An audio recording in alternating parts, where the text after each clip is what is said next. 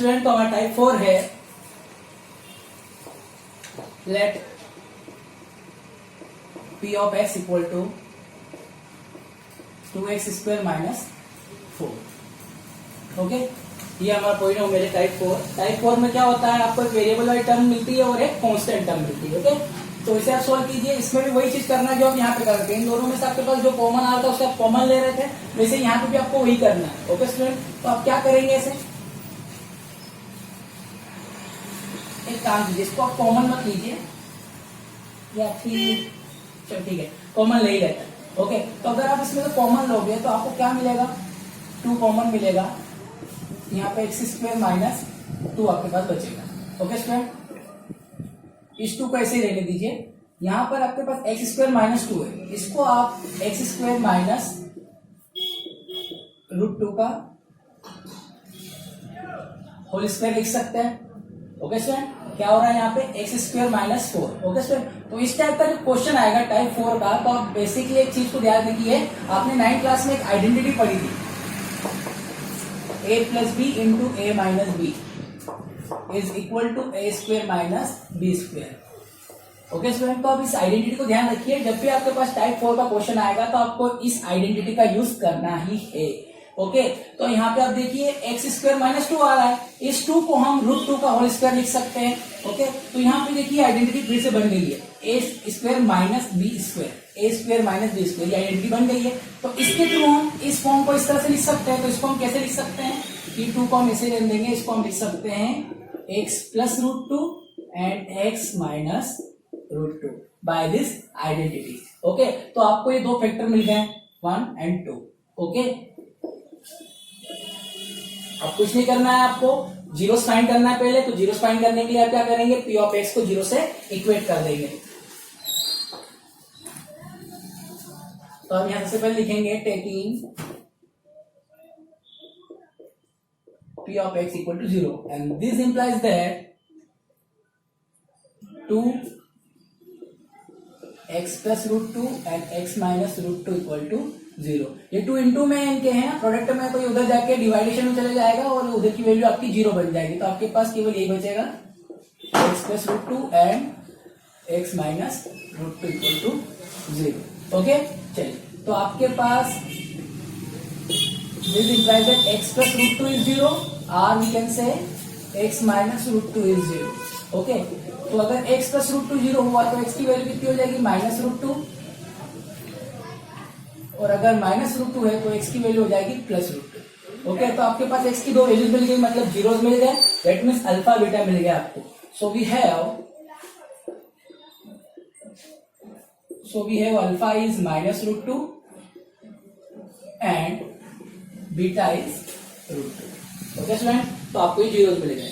Okay, तो क्या करना है आपको, जब आपका टाइप 4 का क्वेश्चन आएगा तो आपको उस आइडेंटिटी को याद रखना है, a² minus b² is equal to a plus B into a minus B. Okay student, तो ये आपके पास आइडेंटिटी है, उसका आपको यूज करना है। तो इसमें से कुछ नहीं करना, आपको उस फॉर्म के मतलब उस आइडेंटिटी के फॉर्म में पहले इस पॉलिनोमियल को रीअरेंज करना होगा और उसके बाद आपको फैक्टर मिल जाएंगे।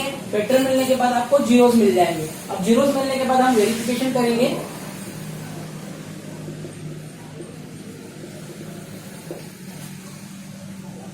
तो वेरिफिकेशन में आपका फर्स्ट जो रिलेशन है वो क्या है, alpha plus beta equal to minus b by a. तो अल्फा की वैल्यू क्या है आपके पास, माइनस √2, प्लस बीटा की वैल्यू क्या है आपके पास, √2, और माइनस बी की वैल्यू कितनी है आपके पास, यहाँ पे देखिए बी क्या है, हमने स्टैंडर्ड फॉर्म पढ़ा था क्वाड्रेटिक पॉलिनोमियल का, वो होता था ax² plus bx plus c, ये होता था। ओके स्टूडेंट, तो जो बी होता था वो x का कोएफिशिएंट होता था। किसका कोएफिशिएंट होता था, x का कोएफिशिएंट होता था। तो हमारे पास यहाँ x है क्या, नहीं, x² है, कांस्टेंट टर्म है, ये वाली टर्म है हमारे पास और ये वाली टर्म है। ये b वाली टर्म जो हमारे पास नहीं है, दैट मीन्स हमारी b की वैल्यू क्या है, 0 है। ये टर्म नहीं दिख रही है हमें, इसका मतलब क्या है कि हमारे पास b नहीं है, b 0 है, इस कारण से ये टर्म हमें दिख नहीं रही है। तो b की वैल्यू हमारी 0 है, तो यहाँ पर आप लिख देंगे 0 डिवाइडेड बाय a कितना है आपका, x² का कोएफिशिएंट, x² का कोएफिशिएंट आपके पास 2 है, तो आप यहाँ पे 2 रख दीजिए। तो ये माइनस √2 एंड प्लस √2, ये हो गया 0 एंड इधर भी आपका ये 0 हो गया। ये आपका LHS is equal to RHS हो गया है, हैज वेरीफाइड। ओके स्टूडेंट, तो ये आपका फर्स्ट रिलेशन वेरीफाई हो गया। बी की वैल्यू आपकी 0 है, क्योंकि यहाँ पे एक्स का कोएफिशिएंट आपको नहीं दिख रहा है, एक्स वाई टर्म नहीं दिख रही है। क्यों नहीं दिख रही है? क्योंकि बी की वैल्यू जो है वो 0 होगी, जिस कारण से कोई टर्म 0 बन गई और हमें दिख नहीं रही। ओके स्टूडेंट, तो बी की वैल्यू आपकी 0 है। चलिए, तो आपका फर्स्ट रिलेशन तो वेरीफाई हो गया है। अब सेकेंड रिलेशन को हम वेरीफाई करते हैं, ये साइड में कर लेते हैं। तो सेकेंड रिलेशन हमारे पास क्या है? Alpha dot beta equal to c by a. तो अल्फा क्या है आपके पास? -√2 इंटू √2। ओके, सी की वैल्यू कितनी है आपके पास? सी की वैल्यू थी आपके पास, ये देखिए यहाँ पे सी की वैल्यू कितनी है आपके पास? -4। तो आपने क्या कर दिया यहाँ पे? -4 डिवाइडेड बाय ए की वैल्यू कितनी है आपके पास? 2। दिया हो गया आपका 2। ओके, √2 का √2 से हम मल्टीप्लाई करेंगे 2 बन जाएगा, और निगेटिव साइन है और एक पॉजिटिव साइन है, तो आपके पास आएगा ये -2, और इधर भी आपके पास -2 है। तो ये फिर से आपके पास LHS इक्वल टू RHS आ गई है, मतलब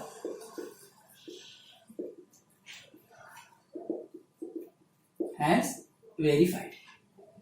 ओके स्टूडेंट, इस तरह से आपका ये रिलेशन हो गया। ठीक है, अब जैसे ये वाला क्वेश्चन इसका सेकंड, इसमें लीडिंग कोएफिशिएंट 1 भी हो सकता है, कुछ भी हो सकता है, उससे प्रॉब्लम नहीं है। उसको पहले आप कॉमन ले लीजिए, और नहीं कॉमन लेते आए तो आप उसको रीअरेंज तो कर ही पाएंगे, क्योंकि आइडेंटिटी फॉर्म में आपको अरेंज करना है। अगर ये वाला क्वेश्चन आता है तो इसको आप क्या करेंगे?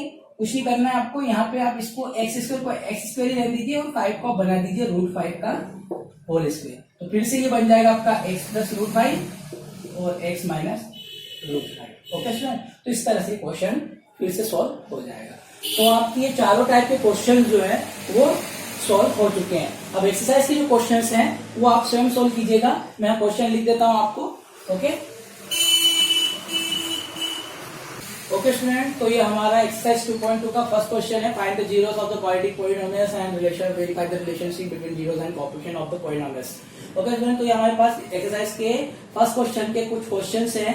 ओके, इनको आप स्वयं सोल्व कीजिएगा। मैंने आपको चारों टाइप के एक एग्जांपल के थ्रू सारे क्वेश्चन समझा दिए हैं।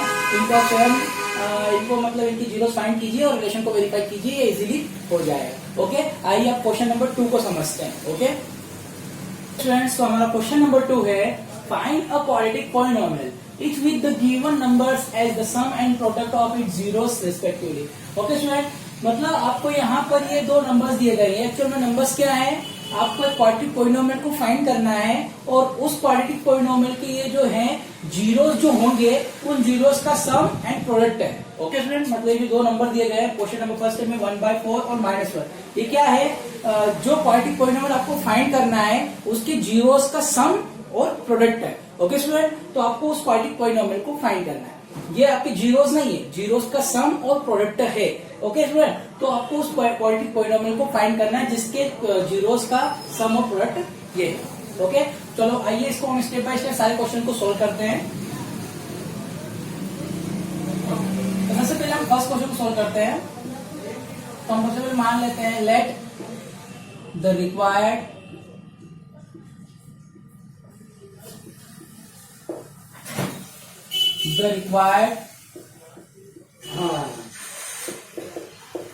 quadratic polynomial is ax² bx + c। ठीक है स्टूडेंट, जो हमारा रिक्वायर्ड क्वाड्रेटिक पॉलिनोमियल है वो क्या है? ax² bx + c। मतलब जो स्टैंडर्ड फॉर्म होता है हमारा क्वाड्रेटिक इक्वेशन का, हमने मान लिया कि वही है, और a b c की वैल्यू जो एक्चुअल में आने वाली है वो हम फाइंड करके लाएंगे, और उसको फिर यहाँ पुट कर देंगे, तो हमारा जो रिक्वायर्ड पॉलिनोमियल है वो मिल जाएगा। ओके स्टूडेंट, ये एबीसी कुछ भी हो सकता है, वो हमें लास्ट में पता चल जाएगा क्या होगा। ओके, तो हमने मान लिया कि जो रिक्वायर्ड क्वाड्रेटिक पॉलिनोमियल वो क्या है? ये whose जीरोस आर, जिसकी जीरोस हमने क्या मान ली? Alpha and beta. Okay student, हमने जिसकी जीरोस क्या मान ली है? अल्फा और बीटा। ये हमारा रिक्वायर्ड क्वाड्रेटिक पॉलिनोमियल हमने मान लिया है, और उसकी जीरोस क्या मान ली है? अल्फा और beta. Okay, then as per question, then as पर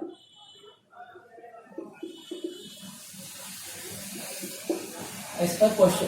okay student,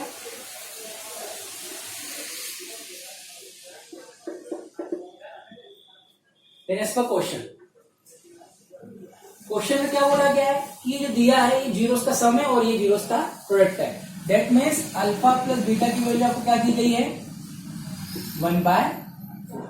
okay student, alpha plus beta की वैल्यू क्या दी गई है 1/4 एंड अल्फा डॉट बीटा की वैल्यू क्या दी गई है -.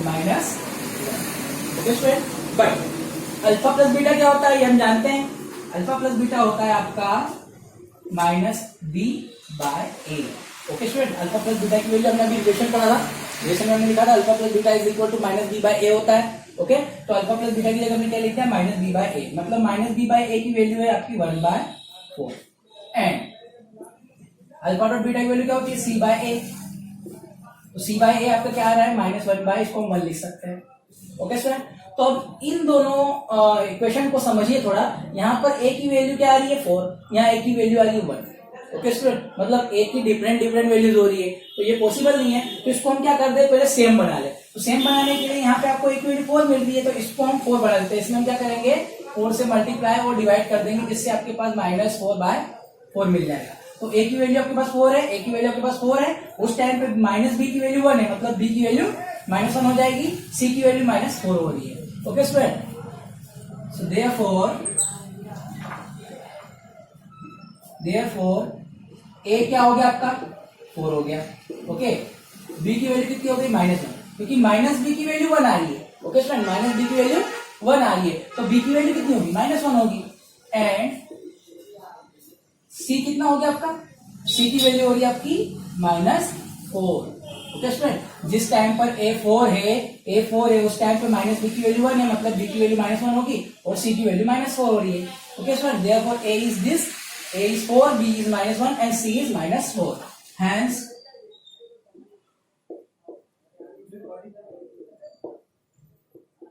the required